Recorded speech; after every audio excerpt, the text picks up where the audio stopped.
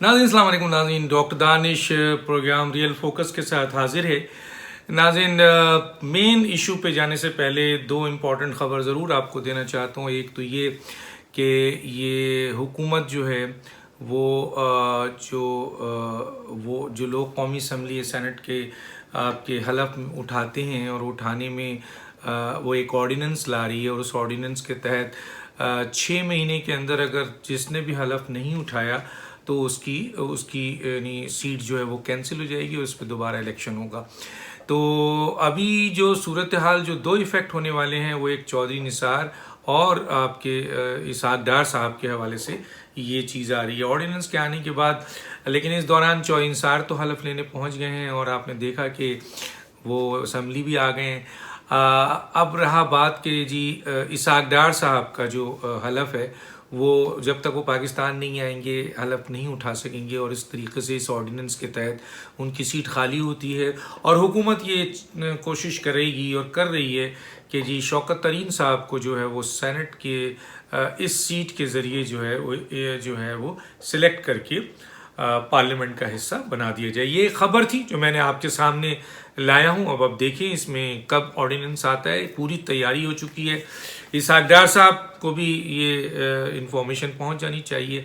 चौधरी निसार साहब का ये है कि जी इस्टेब्लिशमेंट को पहले ही पता चल गया था, इसलिए चौधरी निसार साहब क्योंकि आइंदा आने वाले इस्टेब्लिशमेंट के वज़ीर आला भी हैं, एक बड़ा प्रेशर भी है। और अब सवाल ये पैदा होता है कि वज़ीर आला के लिए चौधरी निसार को लाने में सिर्फ इमरान खान साहब जो हैं वो आपके मुखालिफ हैं या अपोजिशन में मुखालिफ है। तो मैं आपको साफ खोल के कह देता हूँ कि PMLN भी मुखालिफ है और इमरान खान भी मुखालिफ है। और चौधरी निसार साहब ना सिर्फ इमरान खान पे प्रेशर है बल्कि PMLN पे भी प्रेशर है। ये मैं आपको अंदर की न्यूज़ बता रहा हूँ। अब आप आ जाइए दूसरी तरफ, और वो ये है कि जी शहबाज शरीफ का इंटरव्यू आपने देखा होगा। जेल से आने के बाद एक इंटरव्यू उन्होंने दिया है और उसमें जो बातें हुई हैं हम उसी को लेके आगे बढ़ते हैं। और उसके ऊपर जो हमने पहले ही अपने पहले वीडियो में आपको बताया था, 2-3 चीज़ें जो पहले वीडियो में बताई थी वो इससे जुड़ गई।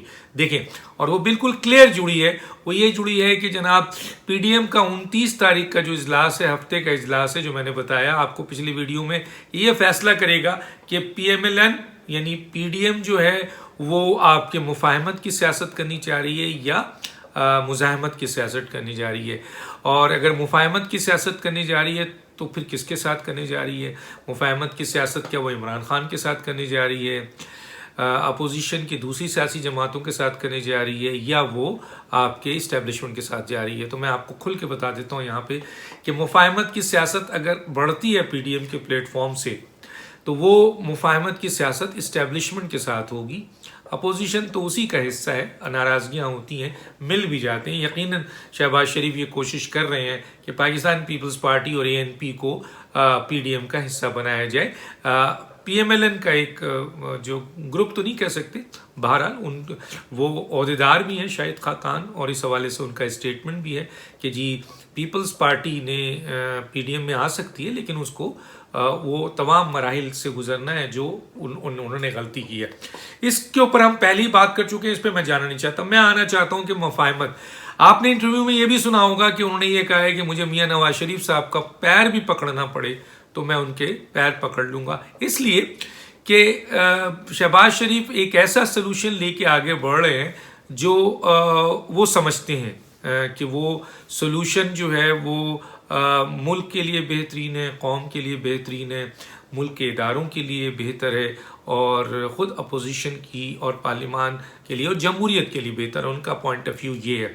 अब इससे कितने लोग उससे मुत्तफ़िक़ हैं, नहीं मुत्तफ़िक़ हैं, वो वक्त बताएगा। असल जो मुत्तफ़िक़ होना है वो होना है PDM की क़यादत ने, यानी मौलाना फजल रहमान साहब ने और मौलाना मियाँ नवाज शरीफ ने। अगर ये दो मुत्तफ़िक़ हो जाते हैं तो फिर कोई प्रॉब्लम नहीं। अब सवाल ये पैदा होता है कि शहबाज शरीफ साहब जो हैं वो आपके इस्टेब्लिशमेंट के साथ मिलकर पार्लियामेंट के ज़रिए इमरान खान साहब को घर भेजना चाहते हैं, लेकिन उसके कुछ ना कुछ लवाजमात हैं। देखिए, एक बात और भी इंटरव्यू में उन्होंने कह दी, और वो उन्होंने इंटरव्यू में क्या कहा है, उन्होंने ये कहा है कि जी जनरल इलेक्शंस में आइंदा जो भी इलेक्शन होगा वो इलेक्शन जो है उसमें हलफ की पासदारी भी होगी, आइन की अमलदारी भी होगी और वोट का तकद्दुस होगा। यानी शहबाज शरीफ अगर ये जुमला कह रहे हैं तो इसका मतलब है कि ये एश्योरेंस इस्टेब्लिशमेंट ने उनको दी है कि जनाब ये जनरल इलेक्शन में होगा। लेकिन अभी जो सोल्यूशन है उसको शहबाज शरीफ ने मुफाहमत के साथ लाना है कि इस्टेब्लिशमेंट से लड़ कर नहीं बल्कि इस्टेब्लिशमेंट के साथ मिलकर जो है मौजूदा जो हुकूमत है, जो एक नाहल हुकूमत है जिसने मुल्क को तबाह कर दिया है, लोगों के साथ लिए मसाइल पैदा कर दिया है, इंस्टीट्यूशन तबाह कर दिया है, गुर्बत, बेरोज़गारी यानी मुल्क को ख़तरे में डाल दिया है, उसको बचाया जाए। और इस सिलसिले में इस्टेब्लिशमेंट अपना ये बोझ उतारना भी चाहती है, लेकिन ऐसी ही तो नहीं उतारेगी, जाहिर है कुछ दो और लो के पोजीशन में। मैं आगे चल के ये बात करूँगा। अब मैं आता हूँ आपको उस जुमले पे जो फैसल बॉर्डर साहब ने मीडिया में बोला है। क्या आप समझते हैं फैसल बॉर्डर साहब की इतनी औकात है कि वो ये स्टेटमेंट दे? यकीनन ये स्टेटमेंट में जनाब इमरान खान साहब का है कि अगर बुज़दार साहब को छेड़ा गया, अगर पंजाब असम्बली में बुज़दार साहब को हटाया गया तो हम यहाँ पर जो है वो मरकज़ को तोड़ देंगे। अब सवाल ये पैदा होता है कि ये मैसेज किसको दे रहे हैं, ये धमकी किसको दे रहे हैं? तो मैं पहले भी बता चुका हूँ, क्लियर कट मैसेज जो है वो इस्टेब्लिशमेंट को है, क्योंकि अगर चौधरी निसार साहब वहाँ आते हैं और वो वज़ीर आला बनते हैं तो वो इस्टेब्लिशमेंट की आशीर्वाद से बनेंगे, और अगर फ़र्ज़ कीजिए PMLN भी वहाँ पे अपना कोई नुमाइंदा वज़ीर आला लाती है तो भी इस्टेब्लिशमेंट जो है उनको वहाँ पे सपोर्ट करेगी, तो ये मसला हल होगा। तो वो क्लियर कट मैसेज दे रहे हैं। अब सवाल ये पैदा होता है इस्टेब्लिशमेंट आखिर इस धमकी से मरूब क्यों है?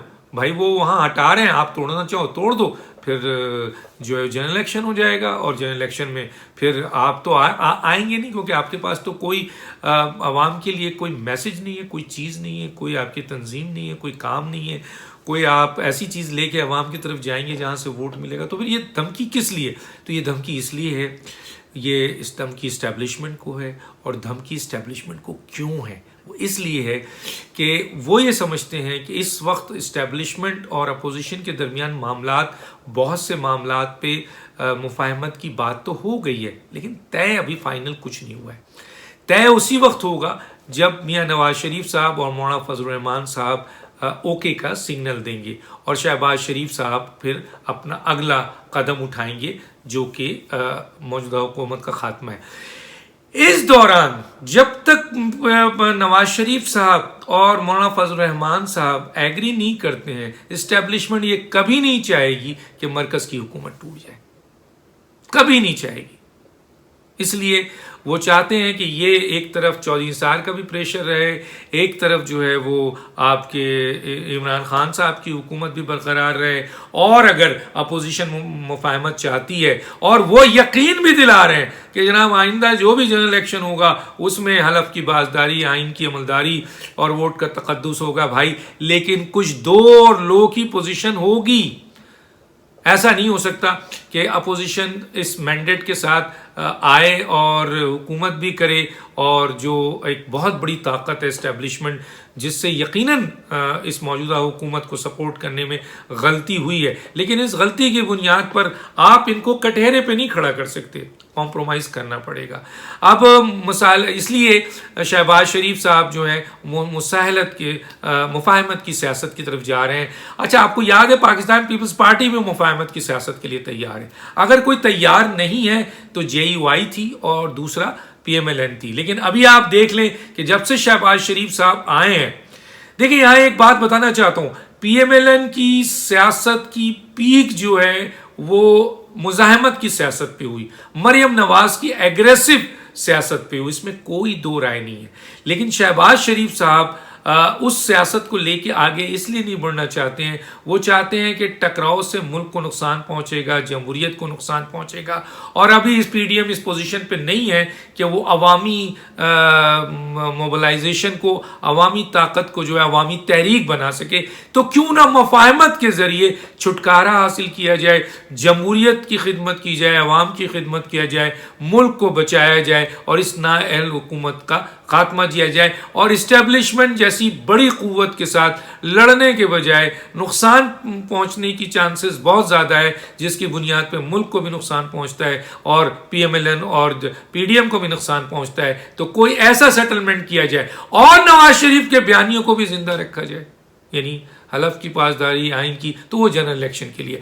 तो इसलिए कुछ दो और कुछ लोग के साथ ही मैटर ये हल होगा। ये सूरत हाल है। शहबाज शरीफ बढ़ रहे हैं आगे, और मरकजी हुकूमत को क्यों इस्टेब्लिशमेंट नहीं गिराना चाहती है और चौधरी निसार को क्यों लाना चाहती है। ये भी हो सकता है कि अगर नवाज शरीफ और मौलाना फजल रहमान 29 तारीख को मान जाते हैं मुफाहमत की हुकुम उस पर, तो फिर शायद चौधरी निसार साहब का मसला भी ख़त्म हो जाए, यानी वो इस्टेब्लिशमेंट पीछे हट जाए, और मरकजी हुकूमत से इमरान खान की जो ब्लैकमेलिंग कर रहे हैं वो ख़त्म हो जाएगी, क्योंकि फिर वो उनको लिफ्ट नहीं कराएंगे, वो एक जरिया नहीं रखेंगे।